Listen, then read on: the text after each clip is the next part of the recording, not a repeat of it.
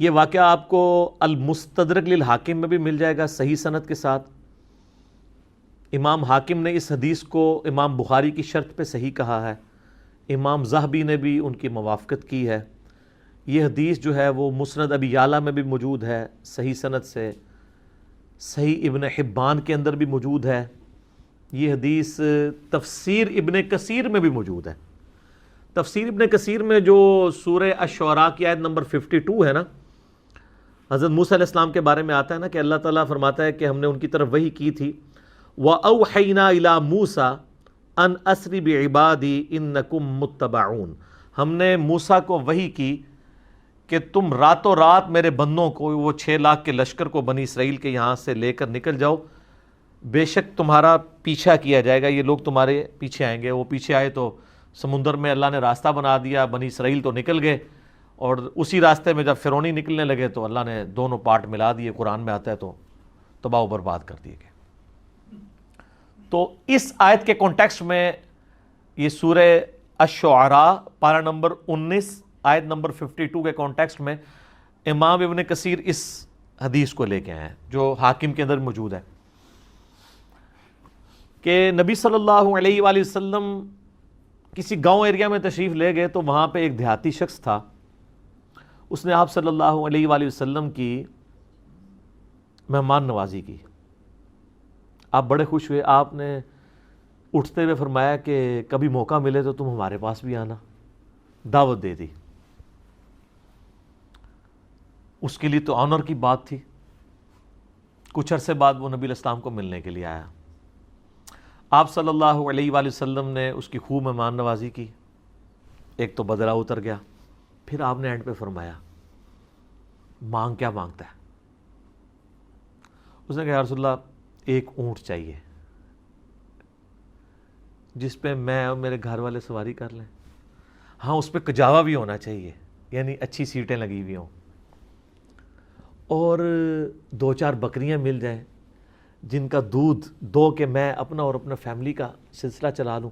یار اس زمانے میں بس سبسسٹنس لیول پہ یہی لائف گزارنے کا ذریعہ ہوتا تھا. یہ آج کل تو ہم جو لائف گزار رہے ہیں نا، یہ اس وقت کا امیر آدمی بھی نہیں تھا گزار سکتا. گندم کے دانے، سال کے دانے پورے ہو جائیں، دودھ کے لیے بھیڑ بکری رکھی ہیں، اللہ اللہ خیر صلی اللہ، اور کوئی کام ہی نہیں ہے. یہ جو آسائشیں ہیں ان کی وجہ سے ہمارے لیے مصیبت کھڑی ہوگی. ایک اونٹ اور چند بکریاں مانگی. اور کس سے مانگ رہا ہے؟ اللہ کے نبی سے، جن سے آپ کچھ بھی مانگ سکتے ہیں وہ اللہ سے لے کے دے سکتے ہیں. تو نبی علیہ السلام فرمایا اوے تجھ سے تو وہ بنی اسرائیل کی بڑھی اچھی رہ گئی اوے، جس نے موسیٰ علیہ السلام سے تو اس سے بہت بڑی چیز مانگ لی تھی. اچھا، تو صحابہ نے کہا یا رسول اللہ وہ بڑھیا کا کیا قصہ ہے؟ تو آپ فرمایا کہ ہوا یوں کہ جب بنی اسرائیل مصر سے نکلے شام جانے کے لیے موسیٰ علیہ السلام کے ساتھ، تو وہ راستہ بھول گئے. تو حضرت موسیٰ علیہ السلام نے جو بنی اسرائیل کے علماء تھے نا، ان کو بلایا، ان سے مشورہ کیا جائے کہ یہ مسئلہ کیا ہے. تو انہوں نے پھر بتایا کہ حضرت بات یہ ہے کہ حضرت یوسف علیہ السلام، حضرت یوسف علیہ السلام کی نسل سے تھے نا، آگے بنی اسرائیل میں سے تھے نا حضرت موسیٰ علیہ السلام. ان دونوں کے درمیان آلموسٹ 1400 سال کا فاصلہ ہے، حضرت یوسف اور حضرت موسیٰ علیہ السلام کے درمیان. تو حضرت موسیٰ علیہ السلام کو انہوں نے کہا کہ جب حضرت یوسف علیہ السلام کی موت کا وقت قریب آیا تھا نا، تو انہوں نے بنی اسرائیل سے ایک عہد لیا تھا کہ جب کبھی بھی تم واپس ملک شام گئے نا، کیونکہ اصل ان کا وطن تو شام تھا، وہ تو حضرت یوسف علیہ السلام سورہ یوسف میں آتا ہے نا کہ بکھ کے وہاں تک پہنچے، پھر اللہ نے وہاں ان کو مرتبہ دیا تو بنی اسرائیل وہاں پہ شفٹ ہو گئے. لیکن یاد تو اپنے وطن کی ستاتی تھی. ان کو یہ بھی پتا تھا کہ اللہ نے وحی کے ذریعے بتایا ہوگا کہ الٹیمیٹلی آپ ابراہیمی مسکن کی طرف دوبارہ جائیں گے. تو انہوں نے یاد لیا تھا کہ جب تم لوگ یہاں سے شفٹ کرو نا تو میری لاش بھی قبر سے نکال کے لے جانا، مجھے وہاں پہ یروشلم میں دفن کرنا ہے، جو میرا آبائی جگہ ہے. حضرت موسیٰ علیہ السلام نے کہا او ہو، یہ تو پھر ہمیں راستہ نہیں ملے گا. یوسف علیہ السلام نے نال کھڑنا پینا ہے، کیونکہ اللہ کی طرف سے ہو رہا تھا. ان کا اچھا ٹھیک ہے جی بتاؤ قبر کی طرف. ان کا جی قبر بھی نہیں پتا ہمیں، کیونکہ اس زمانے میں مزار نہیں ہوتے تھے. پوائنٹ ٹو بی نوٹڈ، مزار تو نہیں. اور یوسف علیہ السلام تو بہت بڑی شخصیت تھے، ان کا بہت بڑا مزار ہونا چاہیے تھا وہاں، وزیر خوراک رہے تھے وہ. انہوں نے کہا جی ایک بڑھیا ہے جس کو قبر کا ایڈریس پتہ ہے، لیکن وہ کہتی ہے کہ موسیٰ کو میرے پاس خود بھیجو، میں اس کے ساتھ نیگوشیشن کروں گی تو جگہ بتاؤں گی قبر کی. حضرت موسیٰ علیہ السلام نے کہا ٹھیک ہے بات کر لیتے ہیں. تو کہا اماں بتا. انہوں نے کہا اس طرح نہیں ہے، مجھے اس کا معاوضہ ادا کرنا ہوگا. حضرت موسیٰ علیہ السلام نے کہا اس کا معاوضہ کیا؟ وہ تو ایکسپیکٹ کر رہے تھے کوئی پیسے، کوئی مال، کوئی بکریاں، کوئی اونٹ، جس طرح اس صحابی نے بھی مانگ لیا.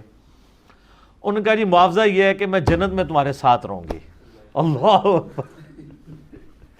حضرت موسیٰ علیہ السلام کا رنگ فاق ہو گیا، چہرے پہ ناگواری کے اثار آ گئے کہ یہ کیا مانگ رہی ہے، پھر دوسرا ہی میرے اختیار میں بھی نہیں ہے. تو حدیث کے الفاظ ہیں اللہ تعالیٰ نے اسی ٹائم حضرت موسیٰ کو وحی کی کہ آپ کمٹمنٹ کر لیں اس کے ساتھ. اوہ ہائے ہائے، دینے والا تو اللہ ہے نا جی. تو موسیٰ علیہ السلام نے کہا ٹھیک ہے. اس لیے حضور نے اس اعرابی کو کہا او یار تجھے تو بڑھیا اچھی رہ گئی، یعنی تو مجھ سے جنت میں میرا پڑوس مانگ لیتا، تو نے مانگی تو دنیا کی چیز مانگی. جس طرح کہ صحیح مسلم میں آتا ہے کہ ایک صحابی تھے ربیہ، نبی علیہ السلام کو وضو کروایا کرتے تھے. ایک دن سمندر رحمت جوش میں آیا، فرمایا سل ربیہ، ربیہ کیا مانگتا ہے؟ وہ بھی تیاری کر کے بیٹھے سے. انہوں نے کہا یا رسول اللہ جنت میں آپ کا پڑوس. ہو سکتا ہے اس واقعے کے بعد یہ ہوا ہو، انہوں نے یہ بات سنی ہوئی ہو، ممکن ہے، یہ میری اسیسمنٹ ہے. تو آپ فرمایا اور بھی کچھ مانگ لیں. ان کا نہیں یا رسول اللہ اس کے بعد تو مجھے کچھ نہیں چاہیے. تو آپ نے فرمایا پھر کثرت سجود سے میری مدد کر، یعنی اللہ کی عبادت کر کثرت کے ساتھ، میری شفاعت بھی تیرے کام آئے گی، الٹیمیٹلی تجھے جنت میں میرا پڑوس مل جائے گا انشاءاللہ تعالی. بلکہ آپ لوگوں کے لیے خوشخبری، بخاری مسلم میں حدیث ہے کہ ایک صحابی آئے، ان کا یا رسول اللہ قیامت کب آئے گی؟ آپ نے فرمایا کہ کوئی قیامت کے لیے تو نے تیاری بھی کی ہے؟ تو اس نے کہا یا رسول اللہ میں تو بس موٹے موٹے دین پہ چلتا ہوں، فرائض پورے کرتا ہوں، کوئی ایکسٹرا نفلی باتیں میرے پاس نہیں ہیں. ہاں میں اللہ اور اس کے رسول سے محبت کرتا ہوں. تو آپ نے فرمایا پھر اللہ اور اس کا رسول تمہارے ساتھ ہوں گے. حضرت انس بن مالک کہتے ہیں کہ اسلام لانے کے بعد رسول اللہ کے کسی فرمان سے ہمیں اتنی خوشی نہیں ہوئی جتنا اس فرمان سے ہوئی کہ جو اللہ اور اس کے رسول کے ساتھ محبت کرتا ہے اللہ اور اس کا رسول قیامت والے دن اس کے ساتھ ہوں گے، یعنی اسے بھی پڑوس مل جائے گا.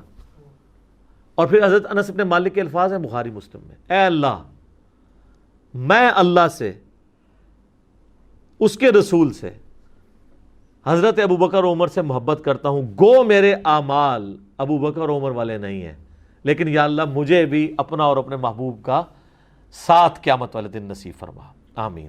ہم بھی دعا کرتے ہیں کہ گو ہمارے اعمال بھی صحابہ اور اہل بیت والے نہیں ہیں، تب بھی اللہ تعالیٰ محض اپنی رحمت سے، اپنے نبی علیہ السلام کی شفاعت سے ہمیں ان مبارک ہستیوں کا پڑوس قیامت والے دن نصیب فرمائے، آمین ثم آمین. اچھا تو اب وہ بڑھیا نے کہا کہ جی میں آپ کو پتہ بتاتی ہوں. اب وہ بڑھیا جناب ان کو ایک تالاب کے اوپر لے آئی. حدیث کے الفاظ ہیں وہ تالاب بھی بالکل سبز ہو چکا ہوا تھا، یعنی بہت پرانا تالاب تھا، کوئی اتنا یوز میں بھی نہیں تھا، کوئی سمجھ لیں آج کل جس طرح کیچڑ والا کوئی جوہڑ ہوتا ہے. اس نے کہا جی اس پانی اس کا نا تالاب کا باہر نکلوائیں، اس تالاب کو خشک کریں. تو تالاب خشک کیا گیا تو اس کی بیسمنٹ کے اندر اس نے نا ایک جگہ لوکیٹ کی کہ یہاں پہ آپ کھودیں، یہاں پہ ان کی قبر ہے. اے دسو کسی لبنی سی اس مانے علم غیب ہی نہیں سی ہوندا، نہیں تو لب جاندہ.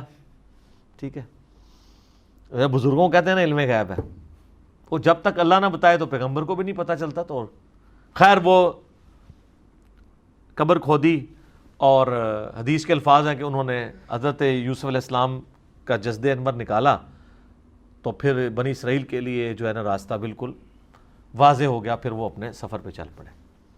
تو یہ حدیث ہے جس میں حضرت یوسف علیہ السلام کا جسد انور وہاں پہ شفٹ کرنے کی بات ہے.